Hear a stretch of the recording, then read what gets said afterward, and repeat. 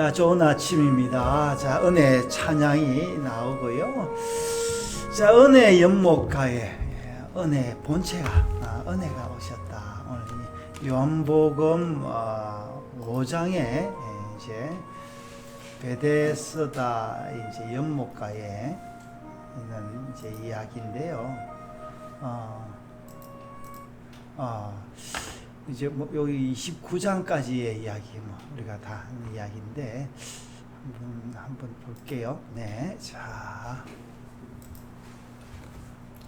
요한복음에는 7개의 표적과 7번의 예수님의 자기 선언이 기록되어 있다. 이 표적과 자기 선언은 하나님의 아들로서 선포한 7번의 안전한 신적 계시이다. 예수님의 이 표적과 선언은 성경의 언약을 성취하는 계시의 비밀이다. 성경은 예수 그리스도를 계시하고 증언하는 데 목적이 있기에 예수 그리스도의 표적과 증언은 곧 성경의 증언과 표적이다. 자, 이제 표적인데 참, 이게 우리가 참 이 과학적으로 논리적으로 참 믿기가 어려운 이야기인데요. 네. 요한복음 5장에는 예수님이 행하신 7가지 표적 중 세 번째 표적이다. 물론 세 번째 이후부터는 순서가 기록되어 있지 않지만 기록 순서로 세 번째에 배치되어 있다. 첫 번째와 두 번째 표적에는 이 순서를 밝혔지만 세 번째 이후에는 이 순서는 기록상 순서로 짐작할 뿐이다. 요한이 이런 걸 염두에 두고 했는지 모르겠는데 이제 우리가 이제 비평가들 해석하는 사람들은 이제 이렇게 하고 있는데요. 네. 네. 어디죠? 첫 첫 번째와 두 번째를 특별히 밝히는 것은 이 두 표적이 첫째는 7개의 표적의 머리요, 둘째는 7개 표적의 증거가 되기 때문이다. 세 번째 표적은 유대인의 명절날 예루살렘 양문 곁 베데스다 연못가에 38년 동안 누워있는 병자를 고치신 표적이다. 네. 성경의 모든 기록은 구속사의 의미를 가지고 기록되어 있다. 명절은 요한복음의 흐름상 6월절로 생각하지만 성경의 모든 명절은 예수 그리스도의 구속 사역을 상징하고 있다. 예루살렘의 성의 양문은 성전에 가장 가까운 문이며 양문. 예. 염소 양 할 때요. 네. 아닌데. 예.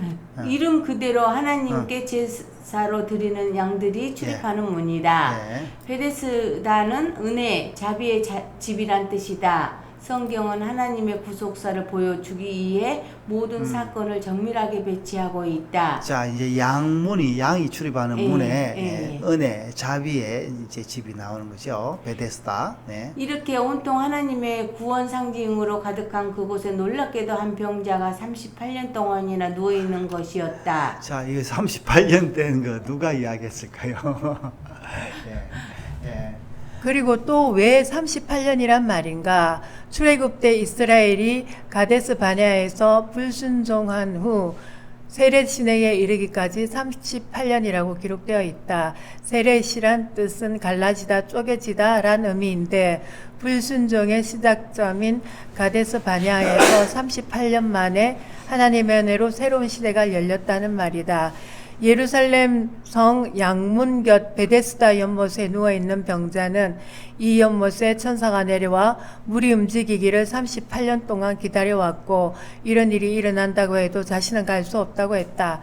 그러니 이제 하나님의 준비는 다 되었다. 드디어 38년 된 병자는 38년 만에 세렛 시내를 건너게 된 것이다.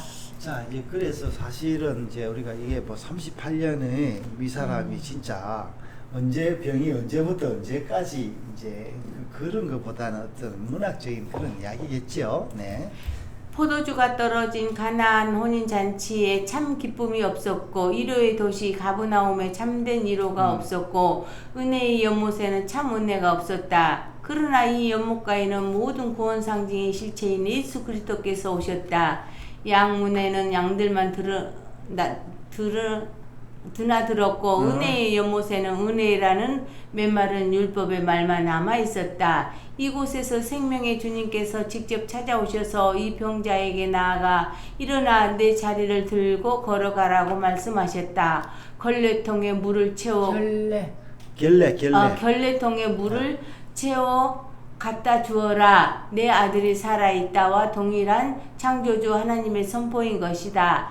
단순히 포도주를 만들고 병자를 고친 기적이 아니다. 이 일들은 예수님께서 하나님 아들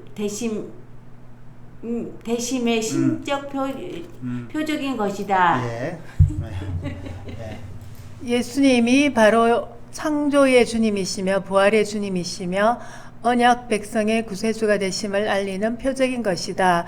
또한 이 표적은 안식일에 일어났는데 이 역시 안식의 주인이 되시는 예수님께서 죄악과 율법에 눌려있는 인생들에게 참 안식의 옷을 입혀주신 것이다. 그리고 이 병자는 드디어 일어나 하나님의 전을 찾게 되었는데 예수님께서는 이 병자에게 더 심한 것이 생기지 않도록 범죄하지 말라고 하셨다. 이 죄는 출애굽한 광야 백성들이 자신을 구원하신 하나님의 신실하심을 불신한 죄일 것이다. 이제 더 이상 언약 백성은 죄와 사단의 종이 아니다. 이제 여기서 죄를 짓지 마라. 이제 그런 게 단순히 뭐 어떤 윤리적인 뭐 나쁜 말 하지 마라 이런 게 아니라 하나님 그분을 더 의지하라 뭐 그런 말이겠죠. 네. 예수님은 하나님의 아들로 하나님의 일을 하신다. 성경에서 아버지와 아들이란 말은 두 개의 서로 다른 존재를 이야기함이 아니다. 삼위일체로 동등한 인격임을 말하는 것이다. 아버지의 일이 곧 아들의 일이고 아들을 통한 구속사역이 곧 아버지의 영원한 뜻이라는 것이다. 아들을 통해서 아버지에게 나아가는 것이고 아버지 모든 구원의 언약이 아들을 통해서 완성되는 것이다. 네. 아버지 하나님께서는 모든 심판 권세를 아들 예수 그리스도에게 맡기셨고 아들을 공경하는 것이 곧 아버지를 공경하는 것이라 했다. 하나님 아버지께서 언약 속에 예정된 영생도 하나님이 보내신 그의 아들 예수 그리스도를 믿음으로 얻게 된다. 아버지의 생명이 아들에게 있으므로 죽은 자들이 아들의 음성을 들음으로 살아나게 된다. 베데스다 연못가에서도 바로 이런 아버지의 생명이 아들을 통해 나타난 것이다. 전적으로 무능한 38년 된 병자를 하나님의 은혜로 하나님의 아들 예수님께서 찾아오셔서 생명의 길로 인도한 것이다. 나는 어떤 존재였나? 지금은 어떤 존재인가? 살아났다고 나를 내세우지 마라. 예수님이 찾아오신 베데스다 표적은 바로 나를 위한 표적이 아닌가? 자, 이제 38년 된 병자, 진짜 40년 채우지 못한 그 병자 우리를 이야기하는 게 아닌가 싶네요. 이 요한이 이제 이런 그 표적을 가지고 온 문학적인 목적이 있다. 이게 이제 우리 한세의 이야기인데요. 저기서 마지막에 뭐랬습니까? 이 표적은 바로 나를 위한 표적, 그리고 읽는 자, 독자를 위한 이제 표적이다라고 이야기를 하고 있습니다. 자, 은혜의 연못가에 은혜가 오셨다. 예. 이 놀라운 은혜를 우리 모두 같이 누리기를 바랍니다. 예.